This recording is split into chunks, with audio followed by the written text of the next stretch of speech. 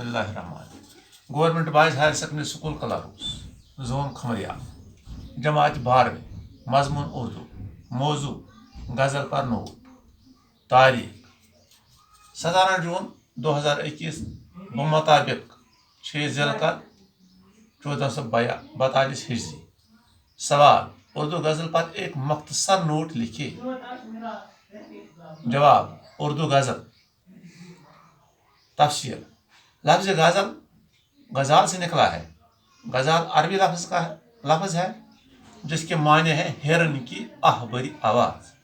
مطلب وہ آواز جو وہ شکاری سے جان بچانے کے لیے نکالتی ہے اس آواز میں امید بھی ہوتی ہے اور ڈر بھی اسی آہبری آواز کو غزال کہتے ہیں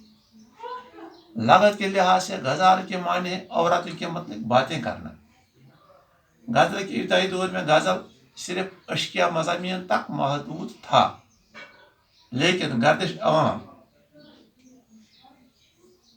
عوام کے ساتھ ساتھ غزل گوئی کا دائرہ وسیع سے وسیع تر ہوتا گیا اب غزل گوئی میں اشقیہ مضامین کے علاوہ دین دنیا آخرت ایمان امیری غریبی ظلم انصاف وفاداری بے وفائی محبت نفرت غلامی آزادی وغیرہ وغیرہ پر بحث ہوتی ہے الغرض زندگی کے ہر پہلو پر جدید غزل گو شاعر اپنی اپنی صلاحیت کا کھل کر استعمال کرتے ہیں اردو غزل گوئی کا آغاز دکن سے شروع ہوا امیر خسرو پہلے اردو غزل گو شاعر ہیں امیر خسرو کے اردو غزلوں کے شاعروں کا پہلا مصرع فارسی زبان کا تھا اور دوسرا مصرع اردو میں تھا لیکن محمد قلی قطب شاہ نے اردو غزل گوئی کا باضابطہ شروعات کی اصل میں ولی دکنی ہی اردو غزل گوئی کا بانی سمجھا جاتا ہے ولی دکنی کا اردو غزل کا دیوان جب دہلی پہنچا تو دہلی کے اردو شاعروں میں ہلچل مچ گئی اردو غزل کے معنی کے فنی اصول اردو غزل کے فنی اصول غزل کے پہلے شعر کو مطلع کہتے ہیں مطلع کے معنی ہے طلوع ہونا شروع کرنا ابتدا کرنا یعنی مطلع سے اردو غزل کا آغاز ہوتا ہے